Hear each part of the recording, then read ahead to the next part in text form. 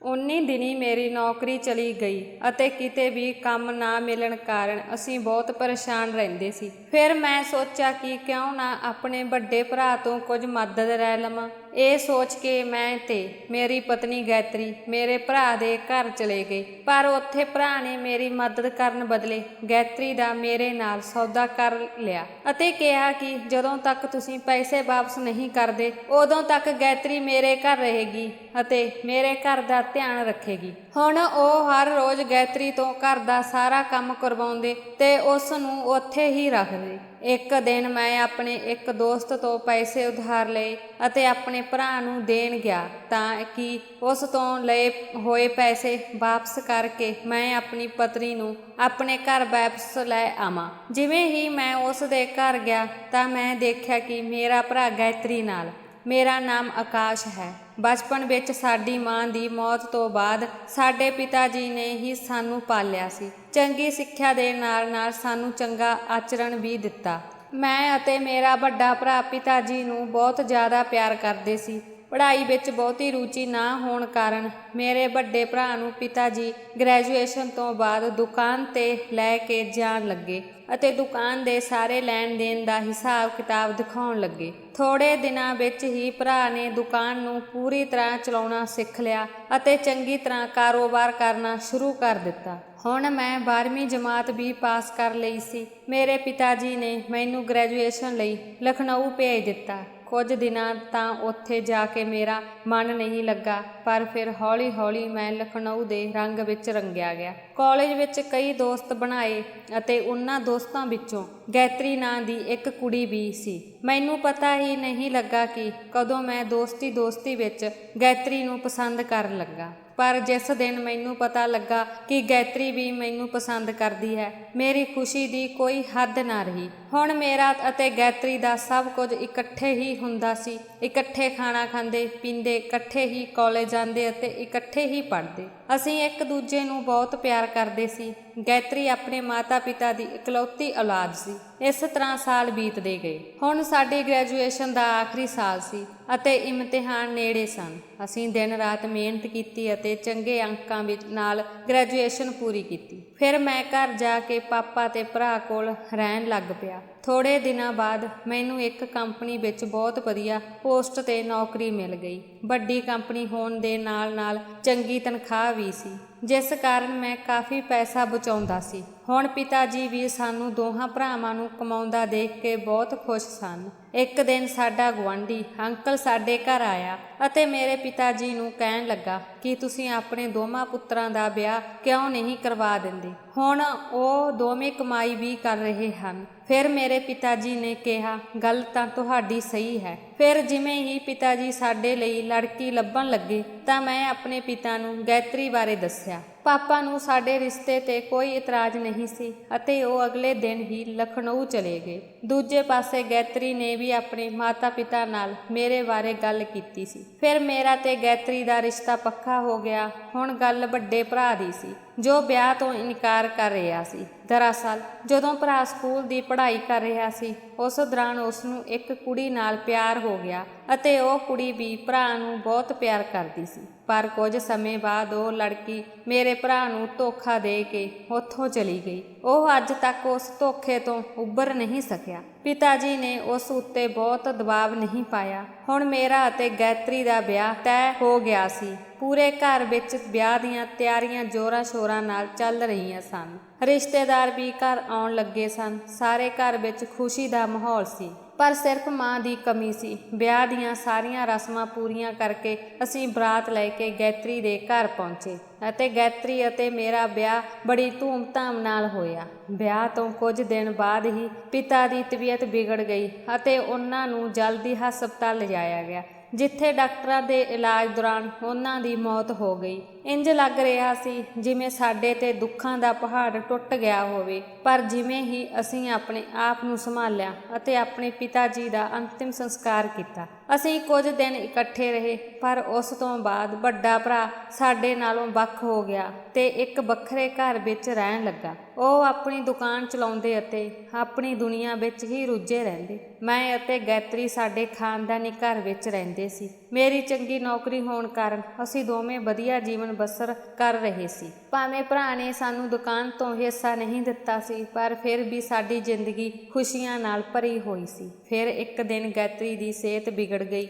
ਉਸ ਨੂੰ ਹਸਪਤਾਲ ਲਿਜਾਇਆ ਗਿਆ, ਜਿੱਥੇ ਡਾਕਟਰ ਨੇ ਉਸ ਦੇ ਦਿਲ ਵਿੱਚ ਛੇਦ ਹੋਣ ਬਾਰੇ ਦੱਸਿਆ। ਇੰਜ ਲੱਗਾ ਜਿਵੇਂ ਮੇਰੇ ਪੈਰਾਂ ਹੇਠੋਂ ਜ਼ਮੀਨ ਖਿਸਕ ਗਈ ਹੋਵੇ। ਪਰ ਮੈਂ ਕਿਸੇ ਤਰ੍ਹਾਂ ਗਾਇਤਰੀ ਦਾ ਇਲਾਜ ਸ਼ੁਰੂ ਕਰਵਾਇਆ ਅਤੇ ਉਸ ਨੂੰ ਸੀਨੀਅਰ ਡਾਕਟਰ ਕੋਲ ਲੈ ਗਿਆ। ਡਾਕਟਰ ਨੇ ਕਿਹਾ ਕਿ ਉਸ ਦੇ ਇਲਾਜ 'ਤੇ ਬਹੁਤਾ ਖਰਚਾ ਆਵੇਗਾ, ਪਰ ਮੇਰੇ ਕੋਲ ਸਾਲਾਂ ਤੋਂ ਜਮ੍ਹਾਂ ਕੀਤੇ ਹੋਏ ਪੈਸੇ ਨੇ ਗਾਇਤਰੀ ਦਾ ਇਲਾਜ ਕਰਵਾਉਣ ਵਿੱਚ ਬਹੁਤ ਮਦਦ ਕੀਤੀ। ਅੱਜ ਮੈਂ ਸਵੇਰੇ ਜਲਦੀ ਉੱਠ ਕੇ ਬਾਜ਼ਾਰ ਜਾਣਾ ਸੀ, ਕਿਉਂਕਿ ਮੇਰੇ ਸਹੁਰੇ ਆਉਣ ਵਾਲੇ ਸਨ। ਇਸ ਲਈ ਮੈਂ ਕੁਝ ਸੁੱਕੇ ਸਨੈਕਸ ਲੈ ਆਉਣੇ ਸਨ। ਜਿਵੇਂ ਹੀ ਮੈਨੂੰ ਲੋਕਾਂ ਨੂੰ ਪਤਾ ਲੱਗਾ ਕਿ ਗਾਇਤਰੀ ਦੀ ਸਿਹਤ ਖਰਾਬ ਹੈ, ਉਹ ਲੋਕ ਉਸ ਨੂੰ ਮਿਲਣ ਲਈ ਨਿਕਲੇ। ਕੁਝ ਘੰਟਿਆਂ ਬਾਅਦ ਉਹ ਲੋਕ ਆ ਗਏ ਅਤੇ ਚਾਹ ਨਾਸ਼ਤਾ ਕਰਕੇ ਅਸੀਂ ਆਪਸ ਵਿੱਚ ਗੱਲਾਂ ਕਰਨ ਲੱਗੇ। ਫਿਰ ਗਾਇਤਰੀ ਦੇ ਪਿਤਾ ਕਹਿਣ ਲੱਗੇ ਕਿ 2 ਦਿਨ ਬਾਅਦ ਅਸੀਂ ਵਿਦੇਸ਼ ਜਾ ਰਹੇ ਹਾਂ। ਅਸਲ ਵਿੱਚ ਗਾਇਤਰੀ ਦਾ ਕਜ਼ਨ ਮਾਮੇ ਦਾ ਬੇਟਾ ਵਿਦੇਸ਼ ਵਿੱਚ ਰਹਿੰਦਾ ਸੀ ਅਤੇ ਬਚਪਨ ਤੋਂ ਹੀ ਗਾਇਤਰੀ ਦੀ ਮਾਂ ਆਪਣੇ ਪਿਤਾ ਦੇ ਨਾਲ ਸੀ। ਇਸ ਕਾਰਨ ਉਹ ਪਿਛਲੇ ਕੁਝ ਸਮੇਂ ਤੋਂ ਉਹਨਾਂ ਲੋਕਾਂ ਨੂੰ ਆਪਣੇ ਕੋਲ ਬੁਲਾ ਰਿਹਾ ਸੀ। ਉਹਨਾਂ ਨੇ ਇੱਥੇ ਇੱਕ ਰਾਤ ਰੁਕਣ ਦੀ ਯੋਜਨਾ ਬਣਾਈ। ਗਾਇਤਰੀ ਨੇ ਖਾਣਾ ਬਣਾਉਣਾ ਸ਼ੁਰੂ ਕਰ ਦਿੱਤਾ ਅਤੇ ਉਸ ਦੀ ਮਾਂ ਵੀ ਉਸ ਦੀ ਮਦਦ ਕਰਨ ਲਈ ਰਸੋਈ ਵਿੱਚ ਚਲੀ ਗਈ। ਮੈਂ ਅਤੇ ਗਾਇਤਰੀ ਦੇ ਪਿਤਾ ਜੀ ਬਾਹਰ ਬਗੀਚੇ ਵਿੱਚ ਘੁੰਮਣ ਲਈ ਚਲੇ ਗਏ। ਗੱਲਾਂ ਕਰਦਿਆਂ ਗਾਇਤਰੀ ਦਾ ਬਾਪ ਮੇਰੇ ਵੱਡੇ ਭਰਾ ਬਾਰੇ ਗੱਲ ਕਰਨ ਲੱਗਾ ਤੇ ਉਹ ਕਹਿਣ ਲੱਗੇ ਕਿ ਉਹ ਦੁਕਾਨ ਤਾਂ ਤੁਹਾਡੀ ਦੋਵੇਂ ਭਰਾਵਾਂ ਦੀ ਬਰਾਬਰ ਸੀ, ਫਿਰ ਤੁਹਾਨੂੰ ਅੱਧਾ ਹਿੱਸਾ ਕਿਉਂ ਨਹੀਂ ਦਿੱਤਾ। ਫਿਰ ਮੈਂ ਕੋਈ ਹੋਰ ਬਹਾਨਾ ਬਣਾ ਕੇ ਗੱਲ ਬਦਲ ਦਿੱਤੀ ਕਿ ਮੈਂ ਪੁਰਾਣੀਆਂ ਗੱਲਾਂ ਨੂੰ ਛੱਡਣਾ ਚਾਹੁੰਦਾ। ਅਗਲੇ ਦਿਨ ਉਹ ਲੋਕ ਵੀ ਚਲੇ ਗਏ ਤੇ ਮੈਂ ਵੀ ਆਪਣੇ ਦਫ਼ਤਰ ਲਈ ਰਵਾਨਾ ਹੋ ਗਿਆ। ਦਫ਼ਤਰ ਪਹੁੰਚਿਆ ਤਾਂ ਕੁਝ ਵੱਡੇ ਅਫਸਰ ਸਾਡੀ ਕੰਪਨੀ ਦਾ ਨਿਰੀਖਣ ਕਰ ਰਹੇ ਸਨ। ਕੰਪਨੀ ਦਾ ਮਾਲਕ ਨਜਾਇਜ਼ ਤੌਰ ਤੇ ਨਸ਼ੇ ਦਾ ਕਾਰੋਬਾਰ ਕਰਦਾ ਸੀ। ਸਾਨੂੰ ਇਸ ਬਾਰੇ ਕੋਈ ਸੂਹ ਨਹੀਂ ਸੀ, ਪਰ ਕੰਪਨੀ ਦਾ ਮਾਲਕ ਉਹਨਾਂ ਅਧਿਕਾਰੀਆਂ ਦੀ ਨਜ਼ਰ ਤੋਂ ਬਚ ਨਹੀਂ ਸਕਿਆ ਅਤੇ ਉਸ ਨੂੰ ਗ੍ਰਿਫਤਾਰ ਕਰ ਲਿਆ ਗਿਆ। ਹੁਣ ਕੰਪਨੀ ਨੂੰ ਵੀ ਤਾਲਾ ਲੱਗ ਗਿਆ ਸੀ। ਇਸ ਸਭ ਦੇ ਵਿਚਕਾਰ ਮੇਰੀ ਨੌਕਰੀ ਵੀ ਚਲੀ ਗਈ। ਮੈਨੂੰ ਇਹ ਸੋਚ ਕੇ ਬੁਰਾ ਲੱਗ ਰਿਹਾ ਸੀ ਕਿ ਹੁਣ ਮੈਂ ਆਪਣਾ ਘਰ ਕਿਵੇਂ ਚਲਾਵਾਂਗਾ। ਫਿਰ ਮੈਂ ਦੁਖੀ ਮਨ ਨਾਲ ਘਰ ਪਰਤਿਆ, ਪਰ ਮੈਂ ਗਾਇਤਰੀ ਨੂੰ ਇਸ ਬਾਰੇ ਕੁਝ ਨਹੀਂ ਦੱਸਿਆ। ਉਸ ਦੀ ਸਿਹਤ ਪਹਿਲਾਂ ਹੀ ਖਰਾਬ ਸੀ ਅਤੇ ਡਾਕਟਰ ਨੇ ਕਿਸੇ ਵੀ ਤਰ੍ਹਾਂ ਦਾ ਪ੍ਰੈਸ ਦੇਣ ਤੋਂ ਇਨਕਾਰ ਕਰ ਦਿੱਤਾ ਸੀ। ਜਦੋਂ ਗਾਇਤਰੀ ਨੂੰ ਮੇਰੇ ਜਲਦੀ ਆਉਣ ਦਾ ਕਾਰਨ ਪੁੱਛਿਆ ਤਾਂ ਮੈਂ ਕੋਈ ਨਾ ਕੋਈ ਬਹਾਨਾ ਬਣਾ ਕੇ ਉਸ ਨੂੰ ਟਾਲ ਦਿੱਤਾ। ਹੁਣ ਮੈਂ ਰੋਜ਼ ਦਫ਼ਤਰ ਲਈ ਤਿਆਰ ਹੋ ਕੇ ਘਰੋਂ ਨਿਕਲਦਾ ਸੀ, ਪਰ ਸਾਰਾ ਦਿਨ ਕੰਮ ਦੀ ਭਾਲ ਵਿੱਚ ਘੁੰਮਦਾ ਰਹਿੰਦਾ। ਮੈਂ ਇੱਕ ਦਿਨ ਸ਼ਾਮ ਨੂੰ ਘਰ ਪਰਤ ਰਿਹਾ ਸੀ। ਫਿਰ ਮੈਨੂੰ ਇੱਕ ਦੁਕਾਨ ਦਿਖਾਈ ਦਿੱਤੀ। ਮੈਂ ਸੋਚਿਆ ਕਿ ਸ਼ਾਇਦ ਇੱਥੇ ਕੋਈ ਕੰਮ ਮਿਲ ਜਾਵੇਗਾ। ਮੈਂ ਦੁਕਾਨ ਦੇ ਮਾਲਕ ਕੋਲ ਗਿਆ ਤੇ ਉਹਨਾਂ ਤੋਂ ਕੰਮ ਮੰਗਿਆ। ਉਹਨਾਂ ਨੇ ਕਿਹਾ, ਹਾਂ ਕੰਮ ਤਾਂ ਹੈ, ਕਿ ਤੂੰ ਕਰ ਸਕੇਗਾ। ਮੈਂ ਉਸ ਨੂੰ ਹਾਂ ਕਰ ਦਿੱਤੀ ਕਿਉਂਕਿ ਮੈਨੂੰ ਕੰਮ ਦੀ ਜ਼ਰੂਰਤ ਸੀ। ਮਾਲਕ ਨੇ ਕਿਹਾ ਕਿ ਇੱਥੋਂ ਕੁਝ ਦੂਰੀ ਤੇ ਸਾਡੀ ਫੈਕਟਰੀ ਹੈ, ਜਿਸ ਵਿੱਚ ਮਾਲ ਨਾਲ ਭਰੇ ਟਰੱਕ ਆਉਂਦੇ ਹਨ। ਤੁਸੀਂ ਉਹਨਾਂ ਟਰੱਕਾਂ ਵਿੱਚੋਂ ਮਾਲ ਫੈਕਟਰੀ ਵਿੱਚ ਲਾਉਣਾ ਹੈ ਅਤੇ ਮੈਂ ਤੁਹਾਨੂੰ ਉਸ ਕੰਮ ਲਈ 200 ਰੁਪਏ ਦੇਵਾਂਗਾ। ਮੈਂ ਬਹੁਤ ਹੈਰਾਨ ਸੀ, ਕਿੰਨਾ ਔਖਾ ਕੰਮ ਹੈ ਅਤੇ ਪੈਸੇ ਸਿਰਫ 200। ਪਰ ਮੈਂ ਉੱਥੇ ਕੰਮ ਕਰਨ ਲਈ ਹਾਂ ਕਰ ਦਿੱਤੀ। ਹੋਰ ਕੋਈ ਵਿਕਲਪ ਨਹੀਂ ਸੀ। ਮੈਂ ਉਸ ਸਮੇਂ ਤੋਂ ਹੀ ਉੱਥੇ ਕੰਮ ਕਰਨਾ ਸ਼ੁਰੂ ਕਰ ਦਿੱਤਾ। ਮੈਂ ਅਜਿਹਾ ਭਾਰੀ ਕੰਮ ਕਦੇ ਨਹੀਂ ਕੀਤਾ ਸੀ। ਇਸ ਕਾਰਨ ਮੈਨੂੰ ਕਾਫੀ ਪਰੇਸ਼ਾਨੀ ਦਾ ਸਾਹਮਣਾ ਕਰਨਾ ਪੈ ਰਿਹਾ ਸੀ। ਘਰ ਪਹੁੰਚਦੇ ਮੇਰੇ ਕੱਪੜਿਆਂ ਤੇ ਇੰਨੀ ਧੂੜ ਦੇਖ ਕੇ ਗਾਇਤਰੀ ਨੇ ਪੁੱਛਿਆ ਕਿ ਤੁਸੀਂ ਅੱਜ ਅਜੇ ਕਿਵੇਂ ਹੋ ਗਏ। ਮੈਂ ਜ਼ਿਆਦਾ ਦੇਰ ਤੱਕ ਝੂਠ ਨਹੀਂ ਬੋਲ ਸਕਿਆ ਅਤੇ ਗਾਇਤਰੀ ਨੂੰ ਸਾਰਾ ਸੱਚ ਦੱਸ ਦਿੱਤਾ। ਗਾਇਤਰੀ ਦੀ ਗੱਲ ਸੁਣ ਕੇ ਮੈਂ ਹੈਰਾਨ ਰਹਿ ਗਿਆ। ਉਹ ਕਹਿਣ ਲੱਗੀ ਕਿ ਹੁਣ ਕੀ ਹੋਵੇਗਾ, ਸਾਡਾ ਘਰ ਕਿਵੇਂ ਚੱਲੇਗਾ। ਜਿੰਨੀ ਪੂੰਜੀ ਇਕੱਠੀ ਹੋਈ ਸੀ ਉਹ ਮੇਰੇ ਇਲਾਜ ਤੇ ਖਰਚ ਹੋ ਗਈ। ਪਰ ਗਾਇਤਰੀ ਨੇ ਮੈਨੂੰ ਉੱਥੇ ਕੰਮ ਕਰਨ ਤੋਂ ਇਨਕਾਰ ਕਰ ਦਿੱਤਾ। ਕਿਸੇ ਤਰ੍ਹਾਂ ਮੈਂ ਗਾਇਤਰੀ ਨੂੰ ਸਮਝਾਇਆ ਅਤੇ ਕਿਹਾ ਕਿ ਜਦੋਂ ਤੱਕ ਮੈਨੂੰ ਚੰਗੀ ਨੌਕਰੀ ਨਹੀਂ ਮਿਲ ਜਾਂਦੀ, ਮੈਨੂੰ ਉੱਥੇ ਕੰਮ ਕਰਨਾ ਪਵੇਗਾ ਤਾਂ ਜੋ ਸਾਡੇ ਘਰ ਦਾ ਚੁੱਲ੍ਹਾ ਬਲਦਾ ਰਹੇ। ਆਖਿਰ ਗਾਇਤਰੀ ਮੰਨ ਗਈ। ਹੁਣ ਮੈਂ ਹਰ ਰੋਜ਼ ਫੈਕਟਰੀ 'ਚ ਕੰਮ ਤੇ ਜਾਂਦਾ ਅਤੇ ਦੇਰ ਰਾਤ ਤੱਕ ਉੱਥੇ ਕੰਮ ਕਰਦਾ। ਜਿਸ ਕਾਰਨ ਮੇਰੀ ਸਿਹਤ ਵਿਗੜ ਗਈ ਅਤੇ ਮੈਂ ਬਹੁਤ ਕਮਜ਼ੋਰ ਹੋ ਗਿਆ। ਹੁਣ ਮੇਰੇ ਤੋਂ ਉੱਠਿਆ ਵੀ ਨਹੀਂ ਜਾ ਰਿਹਾ ਸੀ। ਹੁਣ ਅਸੀਂ ਕਰਦੇ ਤਾਂ ਕੀ ਕਰਦੇ। ਮੈਂ ਗੈਤਰੀ ਦੇ ਮਾਤਾ ਪਿਤਾ ਤੋਂ ਵੀ ਮਦਦ ਨਹੀਂ ਲੈ ਸਕਦਾ ਸੀ, ਕਿਉਂਕਿ ਉਹ ਲੋਕ ਵਿਦੇਸ਼ 'ਚ ਸਨ ਅਤੇ ਅਸੀਂ ਨਹੀਂ ਚਾਹੁੰਦੇ ਸੀ ਕਿ ਉਹਨਾਂ ਨੂੰ ਬਿਨਾਂ ਵਜ੍ਹਾ ਪਰੇਸ਼ਾਨ ਕੀਤਾ ਜਾਵੇ। ਹੁਣ ਮੇਰੀ ਸਿਹਤ ਇੰਨੀ ਖਰਾਬ ਹੋ ਗਈ ਸੀ ਕਿ ਮੈਨੂੰ ਹਸਪਤਾਲ ਜਾਣਾ ਪਿਆ। ਡਾਕਟਰ ਨੇ ਕਿਹਾ ਕਿ ਤੁਹਾਡੀ ਹਾਲਤ ਕਮਜ਼ੋਰੀ ਕਾਰਨ ਖਰਾਬ ਹੋਈ ਹੈ, ਨਾਲ ਹੀ ਤੁਹਾਡੇ ਵਿੱਚ ਖੂਨ ਬਹੁਤ ਘੱਟ ਹੈ, ਇਸ ਲਈ ਖੂਨ ਚੜਾਉਣਾ ਪੈਣਾ ਹੈ। ਜਦੋਂ ਮੈਂ ਡਾਕਟਰ ਨੂੰ ਸਾਡੇ ਪੈਸਿਆਂ ਦੀ ਹਾਲਤ ਬਾਰੇ ਦੱਸਿਆ ਤਾਂ ਉਸ ਨੇ ਮੇਰਾ ਇਲਾਜ ਕਰਨ ਤੋਂ ਇਨਕਾਰ ਕਰ ਦਿੱਤਾ। ਕਿਸੇ ਨਾ ਕਿਸੇ ਤਰ੍ਹਾਂ ਮੈਂ ਡਾਕਟਰ ਨੂੰ ਇਲਾਜ ਲਈ ਮਨਾ ਲਿਆ ਤੇ ਮੈਂ ਉਹਨਾਂ ਦੇ ਪੈਸੇ ਜਲਦੀ ਦੇਣ ਲਈ ਕਿਹਾ। ਫਿਰ ਮੇਰਾ ਇਲਾਜ ਸ਼ੁਰੂ ਹੋਇਆ ਅਤੇ ਮੇਰੀ ਹਾਲਤ ਵਿੱਚ ਸੁਧਾਰ ਆ ਗਿਆ। ਇਸ ਲਈ ਗਾਇਤਰੀ ਕਹਿਣ ਲੱਗੀ ਕਿ ਇਸ ਤਰ੍ਹਾਂ ਕਿਵੇਂ ਚੱਲੇਗਾ, ਸਾਨੂੰ ਕੁਝ ਨਾ ਕੁਝ ਤਾਂ ਕਰਨਾ ਹੀ ਪਵੇਗਾ ਤਾਂ ਜੋ ਸਾਡੇ ਚੰਗੇ ਦਿਨ ਮੁੜ ਆਉਣ। ਉਦੋਂ ਹੀ ਮੇਰੇ ਮਨ ਵਿੱਚ ਖਿਆਲ ਆਇਆ ਕਿ ਕਿਉਂ ਨਾ ਆਪਣੇ ਭਰਾ ਦੀ ਮਦਦ ਲਈ ਜਾਵੇ।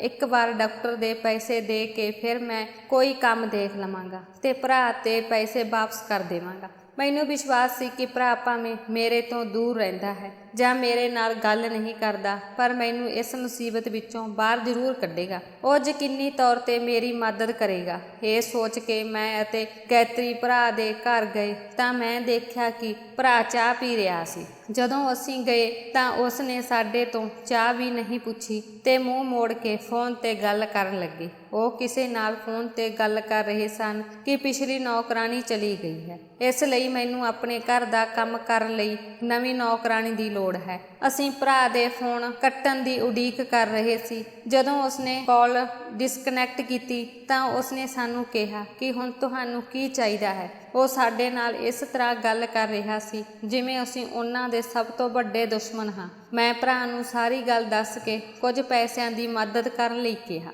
ਭਰਾ ਕੁਝ ਚਿਰ ਮੇਰੇ ਵੱਲ ਦੇਖਦਾ ਰਿਹਾ, ਫਿਰ ਕਹਿਣ ਲੱਗਾ ਕਿ ਪੈਸੇ ਤਾਂ ਮੈਂ ਦੇ ਦੇਵਾਂਗਾ, ਪਰ ਬਦਲੇ ਵਿੱਚ ਮੈਨੂੰ ਕੀ ਮਿਲੇਗਾ। ਮੈਂ ਇਹ ਸੁਣ ਕੇ ਹੈਰਾਨ ਰਹਿ ਗਿਆ, ਕਿਉਂਕਿ ਉਹ ਮੇਰਾ ਵੱਡਾ ਭਰਾ ਹੈ, ਫਿਰ ਵੀ ਉਹ ਬਦਲੇ ਵਿੱਚ ਮੇਰੇ ਤੋਂ ਕੁਝ ਮੰਗ ਰਿਹਾ ਹੈ। ਜਦੋਂ ਮੈਂ ਘਰੋਂ ਆਇਆ ਸੀ ਤਾਂ ਇਹ ਸੋਚ ਕੇ ਆਇਆ ਸੀ ਭਰਾ ਬਿਨਾਂ ਕਿਸੇ ਦੇਰੀ ਦੇ ਮੇਰੀ ਮਦਦ ਕਰੇਗਾ। ਉਸ ਉਮੀਦ ਉੱਤੇ ਤਾਂ ਪਾਣੀ ਫਿਰ ਗਿਆ ਸੀ। ਉਹਨਾਂ ਨੇ ਸਾਨੂੰ ਪੂਰੀ ਤਰ੍ਹਾਂ ਬੇਗਾਨਾ ਕਰ ਦਿੱਤਾ ਸੀ। ਪਰ ਫਿਰ ਮੈਂ ਆਪਣੇ ਭਰਾ ਨੂੰ ਕਿਹਾ ਕਿ ਮੇਰੇ ਕੋਲ ਦੇਣ ਲਈ ਕੁਝ ਨਹੀਂ ਹੈ ਤਾਂ ਉਸਨੇ ਮੈਨੂੰ ਰੋਕਿਆ ਅਤੇ ਗਾਇਤਰੀ ਵੱਲ ਇਸ਼ਾਰਾ ਕੀਤਾ ਤੇ ਕਿਹਾ, ਇਹ ਹੈ ਨਾ, ਪਹਿਲਾਂ ਤਾਂ ਮੈਨੂੰ ਕੁਝ ਸਮਝ ਨਹੀਂ ਆਇਆ। ਇਸੇ ਲਈ ਉਸਨੇ ਕਿਹਾ ਕਿ ਜਦ ਤੱਕ ਤੁਸੀਂ ਪੈਸੇ ਵਾਪਸ ਨਹੀਂ ਕਰਦੇ ਉਦੋਂ ਤੱਕ ਆਪਣੀ ਪਤਨੀ ਨੂੰ ਮੇਰੇ ਕੋਲ ਛੱਡ ਦਿਓ। ਵੈਸੇ ਵੀ ਮੈਨੂੰ ਘਰ ਦਾ ਕੰਮ ਕਰਨ ਲਈ ਨੌਕਰਾਨੀ ਚਾਹੀਦੀ ਹੈ ਤਾਂ ਇਹ ਕਿਉਂ ਨਹੀਂ। ਮੈਨੂੰ ਬਹੁਤ ਗੁੱਸਾ ਆ ਰਿਹਾ ਸੀ ਕਿ ਉਹ ਇਸ ਤਰ੍ਹਾਂ ਕਿਵੇਂ ਬੋਲ ਸਕਦੇ ਹਨ। ਉਹ ਆਪਣੇ ਛੋਟੇ ਭਰਾ ਦੀ ਪਤਨੀ ਨੂੰ ਘਰ ਦੀ ਨੌਕਰਾਨੀ ਬਣਾਉਣਾ ਚਾਹੁੰਦੇ ਹਨ। ਗਾਇਤਰੀ ਮੈਨੂੰ ਇੱਕ ਪਾਸੇ ਲੈ ਗਈ ਅਤੇ ਕਿਹਾ ਕਿ ਮੈਨੂੰ ਕੋਈ ਇਤਰਾਜ਼ ਨਹੀਂ ਹੈ ਅਤੇ ਵੈਸੇ ਵੀ ਮੈਂ ਘਰ ਦੇ ਕੰਮ ਕਰਨੇ ਹਨ, ਇਸ ਵਿੱਚ ਕਿਹੜੀ ਵੱਡੀ ਗੱਲ ਹੈ, ਮੈਂ ਕਰਾਂਗੀ। ਤੁਸੀਂ ਪੈਸੇ ਲੈ ਕੇ ਡਾਕਟਰ ਨੂੰ ਦੇ ਦਿਓ ਤਾਂ ਜੋ ਉਹ ਸਾਨੂੰ ਰੋਜ਼ ਫੋਨ ਨਾ ਕਰੇ। ਮੈਂ ਗਾਇਤਰੀ ਦੀਆਂ ਗੱਲਾਂ ਨਾਲ ਬਿਲਕੁਲ ਵੀ ਸਹਿਮਤ ਨਹੀਂ ਸੀ, ਕਿਉਂਕਿ ਮੈਂ ਉਸ ਨੂੰ ਕਿਸੇ ਦੇ ਘਰ ਦੀ ਨੌਕਰਾਨੀ ਵਜੋਂ ਨਹੀਂ ਦੇਖਣਾ ਚਾਹੁੰਦਾ ਸੀ। ਪਰ ਗਾਇਤਰੀ ਦੀ ਜਿੱਦ ਨੂੰ ਦੇਖਦਿਆਂ ਅੱਖਾਂ ਮੀਚ ਲਈਆਂ। ਮੈਂ ਭਰਾ ਤੋਂ ਪੈਸੇ ਲਏ ਅਤੇ ਕੁਝ ਦਿਨ ਬਾਅਦ ਵਾਪਸ ਕਰਨ ਦਾ ਕਹਿ ਕੇ ਫਿਰ ਮੈਂ ਉੱਥੋਂ ਚਲਾ ਗਿਆ। ਪਰ ਮੇਰਾ ਮਨ ਅਤੇ ਦਿਲ ਹਮੇਸ਼ਾ ਮੇਰੇ ਭਰਾ ਦੇ ਘਰ ਹੀ ਰਿਹਾ। ਪਤਾ ਨਹੀਂ ਗਾਇਤਰੀ ਕੀ ਕਰ ਰਹੀ ਹੈ। ਮੈਂ ਡਾਕਟਰ ਨੂੰ ਪੈਸੇ ਦੇ ਕੇ ਆਪਣੀ ਜਾਨ ਬਚਾਈ ਅਤੇ ਕੰਮ ਦੀ ਭਾਲ ਵਿੱਚ ਘੁੰਮਣ ਲੱਗਾ। ਹਰ ਥਾਂ ਜਾ ਕੇ ਵੀ ਕੋਈ ਕੰਮ ਨਹੀਂ ਮਿਲਿਆ। ਇਸ ਲਈ ਮੈਂ ਆਖਿਰ ਸੋਚਿਆ ਕਿ ਮੈਂ ਵੀ ਆਪਣੇ ਭਰਾ ਦੇ ਘਰ ਨੌਕਰ ਰਹਿ ਕੇ ਕੁਝ ਮਹੀਨੇ ਕੰਮ ਕਰਕੇ ਉਸ ਦੇ ਪੈਸੇ ਪੂਰੇ ਕਰ ਦੇਵਾਂਗਾ। ਇਹ ਸੋਚ ਕੇ ਮੈਂ ਭਰਾ ਦੇ ਘਰ ਵੱਲ ਤੁਰ ਪਿਆ। ਫਿਰ ਰਸਤੇ ਵਿੱਚ ਮੇਰਾ ਦੋਸਤ ਮਿਲਿਆ।